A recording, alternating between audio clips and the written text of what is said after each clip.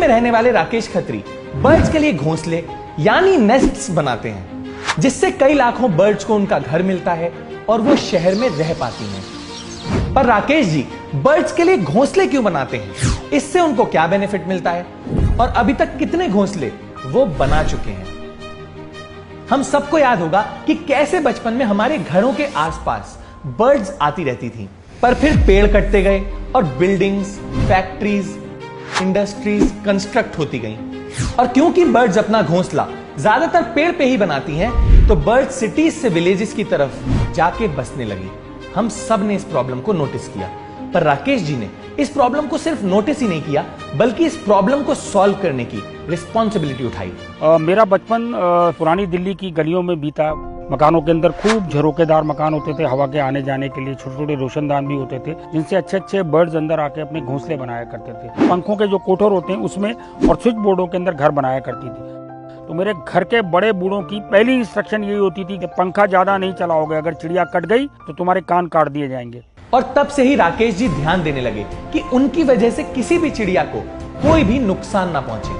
पर फिर जब राकेश जी पुरानी दिल्ली से अशोक विहार जाके शिफ्ट हो गए, तो उन्हें एक बहुत बड़ा चेंज एक्सेप्ट करना पड़ा। अशोक विहार में जहाँ पहुंचे तो हमने धीरे धीरे देखा डेवलपमेंट इतनी तेजी से शुरू हो गई थी, पेड़ कटते जा रहे हैं, मकान बनते चले जा रहे थे और चिड़िया दिखनी बिल्कुल बंद हो गई थी। मकानों में कोई भी ऐसी जगह नहीं होती थी जहाँ चिड़िया अपना घर बनाए। अब क्योंकि राकेश जी का जुड़ाव बचपन से ही चिड़ियाओं के साथ काफी था, तो उन्होंने डिसाइड किया कि वो बर्ड्स को वापस बुलाने के लिए खुद अपने हाथों से घोंसले बनाएंगे।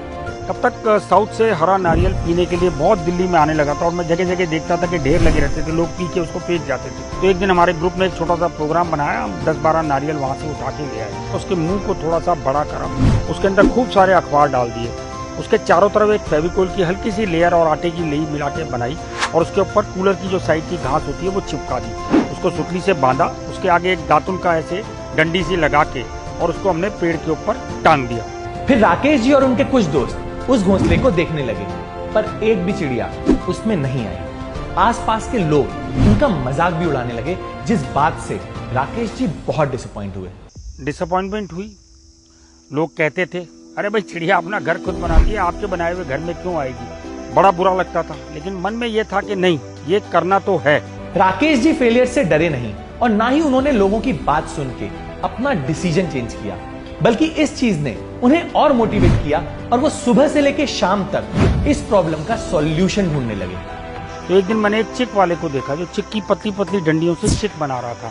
विचार कौंधा कि यार ये चिक की डंडियों से बहुत कमाल हो सकता है, और वो चिक की डंडियां हमने उससे ले ली खूब सारी और उनको खूब राउंड शेप में करा, उसको धागों से बांधा, उसमें एक छोटी सी चूड़ी लगाई, चूड़ी लगा के जब वो ग्लोब की शेप में बन गया, उसके ऊपर टाट पट्टी जो होती है वो लगाया, उसको ऊपर से रस्सी से बांधा, उसमें एक छोटा सा छेद किया और उसके ऊपर नारियल का पूरा जूट लगा दिया। इस बार राकेश जी काफी पॉजिटिव थे, तो उन्होंने इस नेस्ट को लगाया और बर्ड्स के आने का वेट करने लगे।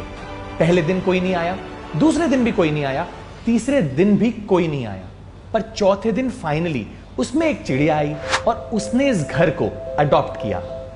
उसके बाद जब वो घोंसला उन्होंने अडॉप्ट कर लिया तो मोहल्ले के लोगों ने कहा, भाई हमें भी दो यार, हम भी लगाएंगे अपने घर के पास। हमने 20 घोंसले बनाए और मोहल्ले में हर जगह लगाए और 4 दिन के अंदर हर घोंसले को उस चिड़िया के अलग अलग ग्रुपों ने अडॉप्ट कर लिया। किसी को आशियाना देना, इससे बड़ी ब्लेसिंग जिंदगी में और किसी को नहीं मिल सकती जो मुझे मिली। राकेश जी ने सोचा कि वो घोंसला बनाने के इस काम को सिर्फ अपने तक ही नहीं रखेंगे, बल्कि और लोगों को इसके लिए ट्रेन करेंगे। तो मैंने स्कूल्स के साथ काम करना शुरू करा, वर्कशॉप का, कॉर्पोरेट्स ने बुलाना शुरू करा, धीरे धीरे RWs ने बुलाना शुरू करा। 80 साल से लेकर के 6 साल तक के बच्चों ने हमारी वर्कशॉप अटेंड करी और सबसे ज्यादा खुशी उनको तब होती है कि आपके बनाए हुए किसी आशियाने के अंदर किसी दूसरे ने आके अपनी जगह बनाई, उसमें अपने बच्चे दिए, बच्चे देने के बाद जब उड़ गए तो दूसरे किसी पंछी ने उसको अडॉप्ट कर। राकेश जी अभी तक 2,50,000 बच्चों, बड़ों और बूढ़ों को घोंसला बनाने की ट्रेनिंग दे चुके हैं, जिससे कुल मिला के 1,25,000 घोंसले उन्होंने खुद या फिर उनकी ट्रेनिंग की वजह से बनाए गए हैं। अभी इस साल वर्ल्ड बुक ऑफ रिकॉर्ड ने उसके अंदर हमारे 1,25,000 घोंसलों का सर्टिफिकेशन जारी किया है। लिम्का बुक में 2 बार हमारा नाम है। हाउस ऑफ कॉमन्स लंदन के अंदर हमें ग्रीन एप्पल अवार्ड मिला, जो कि स्पैरो कंजर्वेशन के लिए बेस्ट था। ताइवान से सुपर मास्टर ने हम लोगों को इस साल कंपैशन का बेस्ट प्राइज दिया।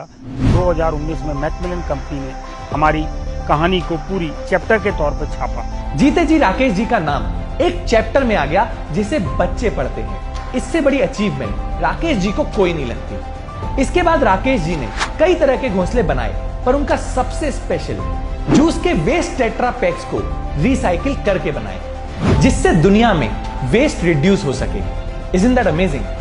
Also, राकेश जी की स्टोरी ने हमें काफी इंस्पायर किया, इसीलिए उनकी स्टोरी हम आपसे शेयर कर रहे हैं। This is not a paid promotion. तो अगर आपको भी राकेश जी की स्टोरी ने इंस्पायर किया है तो इस वीडियो को शेयर करके ज्यादा से ज्यादा लोगों को इस बारे में बताइएगा। ऑल्सो अगर आपको राकेश जी से कांटेक्ट करना है तो आप उनसे इस ईमेल आईडी पे कांटेक्ट कर सकते हैं। That's it for this video. See you next Wednesday. हम ऐसे ही एनवायरमेंट अवेयरनेस पे फिल्म्स बनाते हैं, तो अगर आप एनवायरमेंट को लेकर थोड़ा सा भी सीरियस हैं और उसे सेव करना चाहते हैं तो आप इकोफ्रीक्स नाम के फेसबुक ग्रुप को ज्वाइन कर सकते हैं। इसमें हम ऐसे लोगों की कम्युनिटी बनाना चाहते हैं जो एनवायरमेंट के बेटरमेंट के लिए कुछ कर रहे हो। तो अगर आप किसी ऐसे को जानते हैं या आप खुद कुछ ऐसा कर रहे हैं तो आप इस ग्रुप में जाके पोस्ट कर सकते हैं, सो दैट और लोगों को इसके बारे में पता चले। लिंक डिस्क्रिप्शन में मेंशन है। Thank you and take care.